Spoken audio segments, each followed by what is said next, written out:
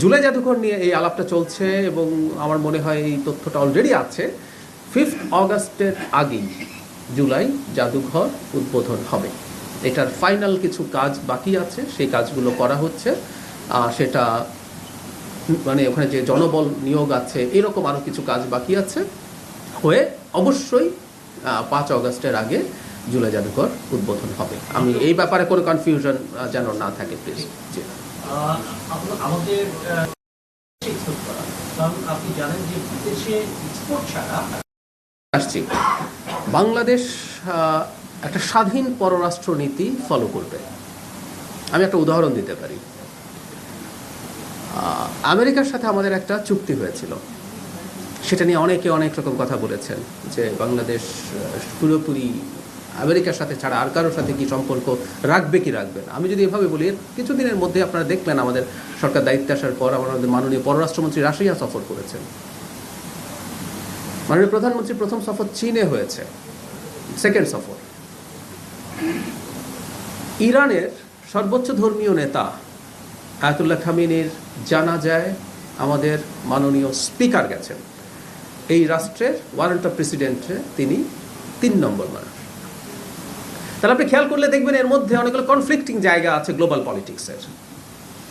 কিন্তু সরকার যেখানে যেখানে তার যাওয়া প্রয়োজন মনে করে, যেভাবে সম্পর্ক প্রয়োজন মনে করে, তাই করছে। আপনি প্রশ্ন করছেন পাকিস্তান এবং তুরস্কে যাবে কিনা, প্রয়োজনে অবশ্যই যাবে। জনগণের স্বার্থ, রাষ্ট্রের স্বার্থ নিশ্চিত করার জন্য আমাদের নিষিদ্ধ দেশের বাইরে যে কোনো দেশের সাথে এই সরকার এনগেজ করবে, কাজ করবে। এটা হলো মোদ্দা কথা।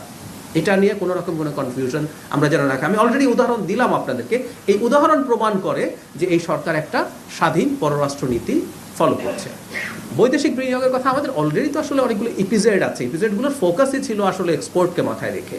আর ডোমেস্টিক ইনভেস্টমেন্ট করলে দেশের উন্নতি হবে না, কথাটা ঠিক না। ডোমেস্টিক, আপনি যেটা বলছেন রিজার্ভের জন্য আমার এক্সপোর্ট করতে হবে, নো ডাউট অ্যাবাউট দ্যাট। এবং আমাদের প্রোডাক্ট ডাইভার্সিফিকেশন করতে হবে। আমরা দীর্ঘকাল শুধুমাত্র রপ্তানির ক্ষেত্রে একটা পণ্যের উপরে বসেছিলাম, ইটস রিস্কি, এটা আমরা এখন বুঝি।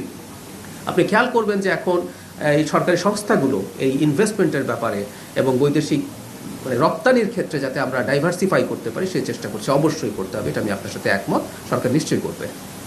মাননীয় উপদেষ্টা, একটা বিষয় হলো যে আপনাদের সরকার হয়েছে, এটাও আমি মিডিয়াতে দেখেছি।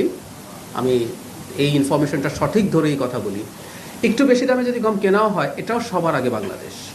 আমি বলছি জি, কেন বলছি আপনি খেয়াল করবেন। এই চুক্তি যখন করা হয়েছিল তার আগের পরিস্থিতিটা কি ছিল? রেসিপ্রোকাল ট্যারিফ দেওয়া হচ্ছিল। আমাদের গার্মেন্ট প্রোডাক্টের উপরে খুব বড় একটা ট্যারিফ পড়েছে। একটু বেশি দামে যদি গম কেনাও হয়, এটাও সবার আগে বাংলাদেশ। আমি বলছি জি, কেন বলছি আপনি খেয়াল করবেন। এই চুক্তি যখন করা হয়েছিল তার আগের পরিস্থিতিটা কি ছিল? রেসিপ্রোকাল ট্যারিফ দেওয়া হচ্ছিল। আমাদের গার্মেন্ট প্রোডাক্টের উপরে খুব বড় একটা ট্যারিফ পড়েছিল। আপনি চিন্তা করুন তো, তখন যেটা হচ্ছে যে ট্রেড ডেফিসিট